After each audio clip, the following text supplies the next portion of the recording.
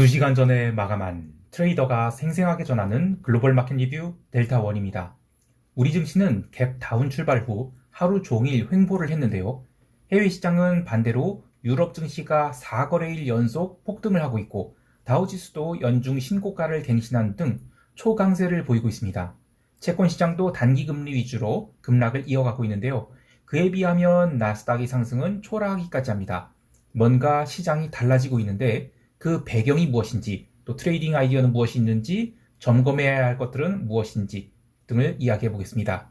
그리고 영상이 마음에 드셨다면 구독과 좋아요, 알람 설정 부탁드리겠습니다. 그럼 아시아 세션부터 리뷰 시작합니다. 목요일 장마감 무렵 우리 증시는 슈퍼게임이 콜옵션 매수 등 여러가지 이슈로 종가를 억지로 당겼다라는 이야기를 했었죠. 지인 한 명이 이 슈퍼게임에 대해서 이런 음모론 이야기를 하더군요. 이 슈퍼게임이가 위클리 콜옵션 매수 베팅을 과도하게 해서 그 미결제 약정이 많았다는 것입니다. 이거를 결제를 시키기 위해서 먼슬리 콜옵션을 장마감 무렵 대량으로 매수를 한 것이라고요. 위클리 콜옵션이 간박값이 워낙 높은지라 선물 베이시스를 그렇게 당기고 또 차익 매수를 500억씩이나 들어오게 한 등 굉장히 높은 시장 충격 비용을 썼다 하더라도 위클리 콜옵션이 결제되는 그것이 훨씬 더 큰 이익이었다라는 이야기예요. 리뷰를 해보니까 그럴 수도 있겠다라는 생각이 듭니다. 근데 이게 실제라면 새로운 시장 교란 행위가 생겼네요. 여하튼 이런 행위는 후폭풍이 존재하죠. 그래서 금요일 날 우리 증시는 갭다운 출발하자마자 외국인들이 선물 매도를 아주 후드려 까고 현물 매도도 하면서 지수를 누르기 시작했어요. 그리고 거기에 더해서 이 슈퍼개미가 전일 매수한 콜옵션을 또 사정없이 까서 패대기를 치니까 콜옵션 저평가 그리고 외국인들이 선물 매도해서 콜옵션 매수, 선물 매도, 풋옵션 매도의 리버셜 차익 거래를 하게 되었고 그래서 처음 30분 동안 어처구니 없는 급락이 나오게 됩니다. 시장에 대한 깊은 이해나 경험이 없는 분들은 오전장의 하락이 대체 왜 나온 것인지 이해하실 수도 없고 또 이해할 필요도 없어요. 중요한 것은 이러한 지엽적인 움직임들은 전체의 흐름을 본다면 무시해도 될 흐름들입니다. 더 중요하게 봐야 될 것은 시장이 주된 플레이어들인 외국인들이 끊임없이 현물 매도를 내놓고 있다는 것이죠. 오전장에는 만기 2주일을 앞두고 선물 매도가 그렇게 세게 나온 것이 대체 무슨 이유였을까 싶으면 그냥 슈퍼게임이 콜옵션 청산으로 리버셜 차익 거래를 한 것이다. 그래서 강력한 선물 매도가 나왔다라고 하는데 이 첫 1시간 동안 선물 매도가 3천억이 나왔어요. 그러면 최근 흐름 기준으로 보면 상당히 세게 나온 것이죠. 물론 그 뒤로는 베이시스가 회복되었지만 기본적으로는 우리 시장은 아직까지는 의미 있게 당기려는 모습이 나오지 않고 있고 이번 만기까지는 어떻게든 시장을 335선, 즉 종합주가 지수 2500선에서 크게 벗어나지 않게 하려는 그런 흐름이 보이고 있습니다. 장초반이 급락에 비하면 오늘 선물 미결제 약정의 증가는 상대적으로 적었어요. 장마감 무렵에는 1200개가량 미결이 증가하긴 했는데 아직은 의미 있는 수치를 보이지 않고 있습니다. 옵션 시장 또한 여전히 340부터 330포인트의 좁은 박스권, 그러니까 종합주가 지수로 환산하면 2550포인트에서 2460포인트의 아주 좁은 박스에서 다음 2주를 보낼 것으로 예상하고 있는데요.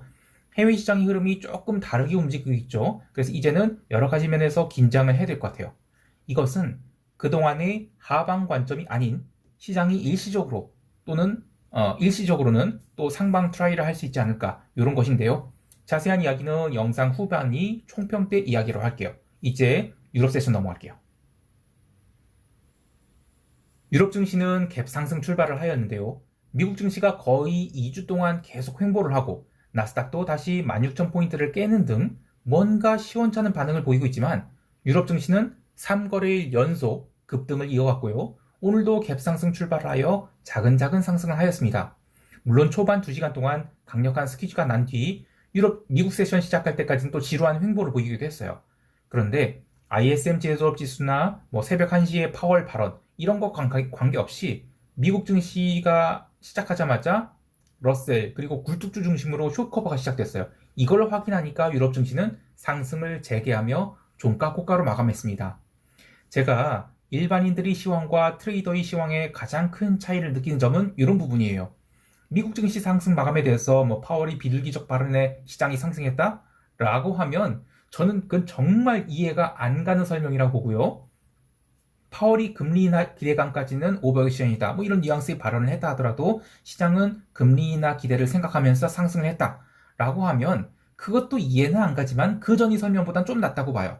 그런데 트레이더라면 파월이 뭐라고 떠들든지 간에 시장은 그동안 과도하게 언더웨이 되어 있는 상품들 그리고 과도하게 숏을 쌓은 포지션들을 빠르게 정리하고 있어서 뭐 지표나 아니면 연설 그 전부터 폭등하기 시작했다라고 시황을 쓸 것입니다.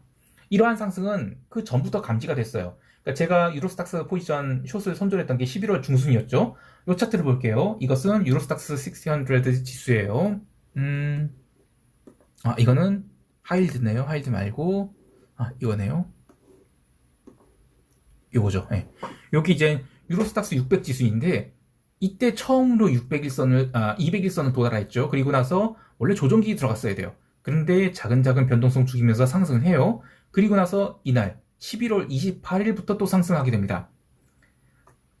자, 그런데 뭔가 데자부가 되지 않나요? 무슨 얘기냐면 11월 28일부터 상승을 다시 시작했어요. 자, 그리고 10월 28일 이때도 시장이 바닥을 찍고 급등하기 시작했죠. 그래서 이때도 유럽 증시만 아니라 글로벌 증시가 다 상승하고 또 이때도 유럽 증시만 아니라 글로벌 증시, 특히 스몰캡들, 미드캡들 이런 것들이 많이 상승을 했어요. 자, 이것은 월말에 증시에 자금이 강하게 들어오기 시작함과 동시에 올해 숏이 많이 쌓였던 유럽 증시, 또 러셀, 이머징 이런 종목들에 대해서 커버링이 지난달에 이어서 12월에도 이어진다 이렇게 볼 수 있는 거예요. 물론 변동성이 지금 뼈밖에 남아있지 않은 상태죠. 그래서 이런 정도의 급등에도 불구하고 유로스탁스 변동성이 볼게요. 여기 이제 VTX 인덱스인데 어제 쥐꼬리밖에 안 빠졌어요. 오히려 여기서 더 급등이 나오다, 증시가 급등이 나온다 그러면 변동성이 살아날 수도 있습니다. 자, 그럼 여기서 어떤 트레이딩 아이디어를 얻을 수 있을까요? 이 부분은 영상 마지막 총평 때 이야기를 하기로 하고요. 또 채권 시장 한번 볼게요.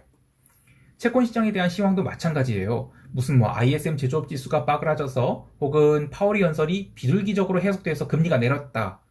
이러면 저는 그 시황을 걸을 거예요. 최근 글로벌 채권 시장의 반등은 유로존 채권이 상승이 선도하고 있어요.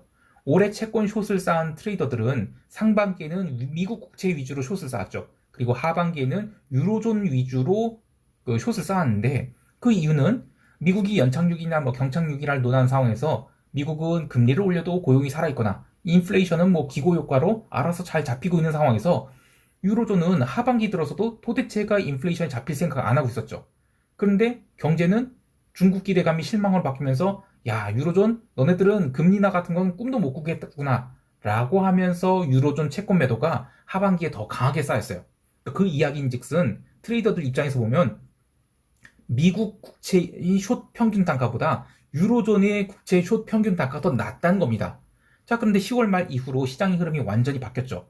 그러니까 10월 말 이후로 쫄리는 애들은 미국채 숏을 친 애들보다 유로존의 숏을 친 애들이 더 무섭다는 것입니다. 그래서 유로존 채권 숏이 먼저 스퀴즈가 나왔어요. 이것이 미국이 금리에도 영향을 미쳐서 미국 채권 가격도 오르기 시작했고 연쇄 반응을 일으키면서 11월 한 달 내내 금리가 내려갔어요. 자, 그런데 12월 첫 거래에 들어서 유럽 세션 시작하면서 또 채권 가격이 오르기 시작했죠. 그러니까 미국 세션 개장하자마자 채권 숏 포지션 갖고 있는 트레이더들은 야, 아이고 12월에 돼도 나 죽겠네 하면서 개장과 함께 닥치고 숏을 손절하기 시작해서 채권 시장이 폭등했다. 이게 진짜 트레이더의 시황이라고 생각을 해요. 최소한 트레이더들은 그렇게 느끼고 액션을 취했을 것이다. 이렇게 보고 있는 거예요. 자, 동일하게 상품 시장에서도 골드가 미국 세션 시작하자마자 폭등을 시작했어요. 그래서 종가 고가로 날아갔죠. 이것도 같은 맥락의 흐름이라고 봐요. 솔직히 저는 이 체감 경제 상황으로는 도저히 현재의 금리 하락을 받아들일 수 없는데, 그래서 트레이더들은 시장의 가격 흐름과 현실 경제 사이의 괴리에 대한 통찰을 해야 돼요. 즉, 지금이 금리 급락이 내년 3월에 금리를 내리기 시작한 것을 선반영하는 것일까? 아니면 단순히 올해 숏이 가득 쌓였던 채권 포지션이 스퀴징되면서 나타나는 그런 수급에 의한 현상인지를 구분해야 된다는 것입니다. 자, 마지막으로 11월 15일에 있었던 거대한 달러 인덱스의 하락 이후 비달러가 고르게 강세를 보이고 있는데, 잘 보면 상품 통화인 오지나 루니 그리고 이머징 통화인 멕시코 페소화가 강세를 보이고 있고, 엔화도 빠질 수 없군요. 자, 그런데 상대적으로 유로화는 상승이 좀 시원찮아요.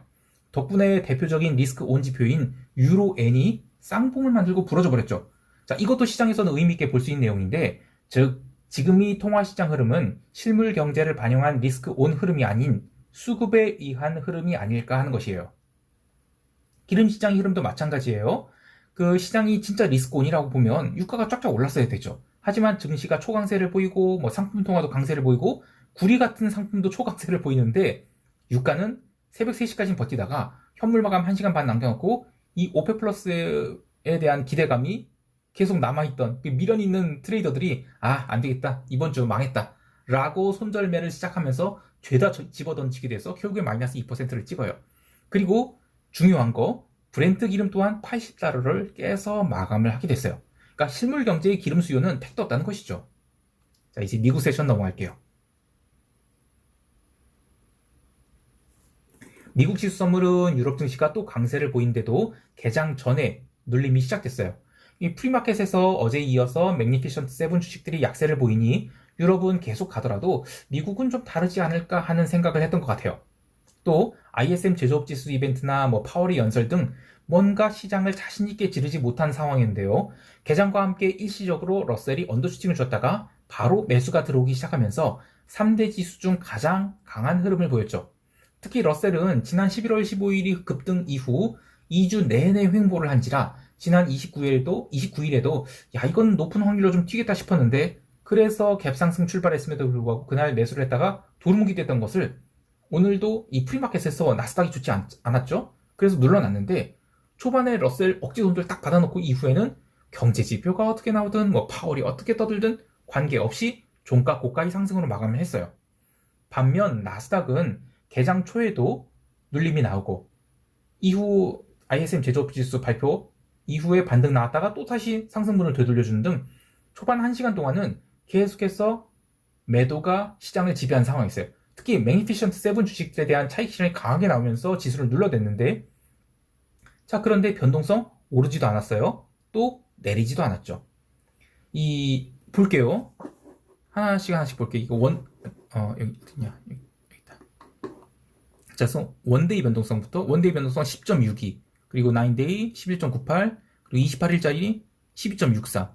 변동성이 하향해서 플랫되고 있는 거예요. 바닥권에서 이제 플랫을 유지하고 있는데 장기 변동성이 지금 무지하게 싼 거죠.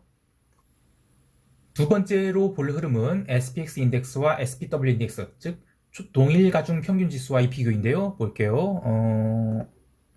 이거죠.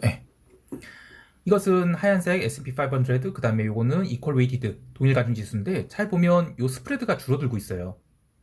빠르게 지금 줄어들고 있고, 더 볼게요.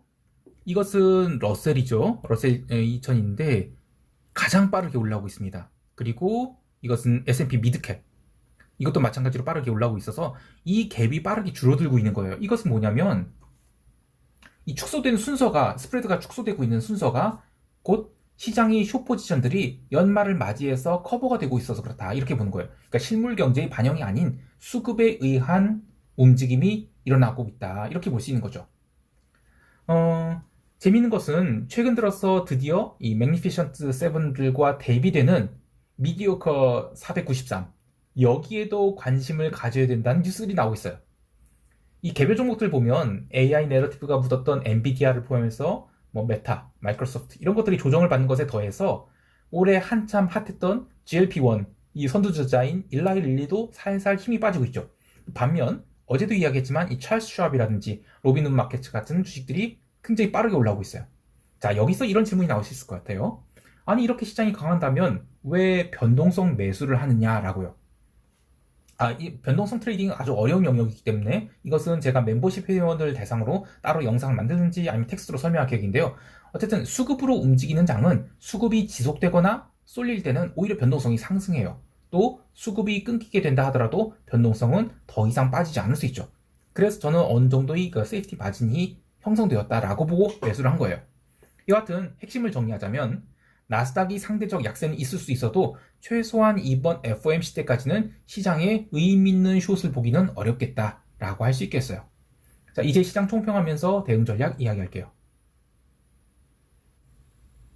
우리 시장은 야간 선물 시장이 약 0.5% 가까이 상승을 했지만 그것으로는 여전히 박스권에 불과한 상승 흐름이에요. 자, 이제는 방향성을 봐야 된다면 소위 때가 덜 묻은 종목들 위주로 담아봐야 될 것 같아요. 우리 증시는 개인 투자자를 중심으로 한 에코브라더스 외 2차전 주식으로의 쏠림, 그리고 기관 투자자를 중심으로 한 HBM 내러티브를 포함한 반도체 주식으로의 쏠림, 그런 현상이 일어나다 보니 이 스몰캡, 미드캡 이런 것들 보면 이 관심 밖에 있는 주식들 중 굉장히 좋은 주식들이 많이 보여요. 제가 개별 종목 언급을 할 수는 없지만 이런 주식들은 이제 깔아놓고 가면서 옵션으로 해지를 해도 괜찮지 않을까 하는데요. 아직까지는 이 글로벌 머니 플로우 중 아시아는 좀 배제되어 있는 것 같아요.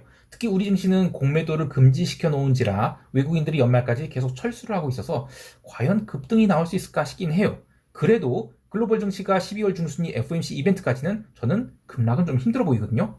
그래서 우리 증시는 당월물 콜 매도는 이제 걷어내고 차월물 콜옵션 매도조차 좀 걷어내면서 델타를 상방으로 열어놔야 되지 않을까 해요. 즉 다운사이드 리스크는 얻어맞을지언정 업사이드 리스크를 닫아놓으면 조금 억울하지 않을까라는 생각이 듭니다. 해외 시장에 대해서는 마찬가지예요. 이코노미스트와 트레이더의 차이는 이 수급이 깡패라는 것을 인정하느냐 아니냐의 차이죠. 저도 현재의 실물 경제에 대한 인식으로는 지금이 글로벌 시장 흐름을 받아들일 수 없어요. 하지만 시장의 강세는 인정해야 되죠. 어디까지 매수의 쏠림이 나올 것인지, 또 이후에 횡보기에 들어갈 것인지를 고민해야 되는 것이지, 계속 상승한 시장에 대폭락 이런 걸 외치고 앉아있으면 계좌가 거덜나게 되죠. 아니면 거래를 안 하고 있거나요. 자, 물론 지금이 금리 하락이 가파르고 또 엔화를 중심으로 한 비달러 바스켓이 아주 빠르게 올라가고 있는 것, 저는 이거 다 모두 수급에 의한 흐름으로 봐요. 일봉상 이들 종목이 피크아웃을 하는 신호인 윗꼬리 음봉이 하나라도 나오기 전에는 현재의 추세를 유지해야 될 것으로 봐야 되는데, 다음 주 월요일 미국 시장에 의미 있는 경제지표 없어요. 화요일에 ISM 서비스 지수 나오고 금요일에 넘팜, 이렇게 두 개의 굵직한 지표가 있죠. 그래서 최소한 월요일까지는 시장이 좀 더 과열 양상을 보이지 않을까라고 생각하고 있습니다. 오늘 시황은 쓰면서도 나름 괜찮았다고 보는데요. 마음에 드시면 구독, 좋아요, 알림 설정 부탁드릴게요. 즐거운 주말 되시고요. 이상 델타원이었습니다. 감사합니다.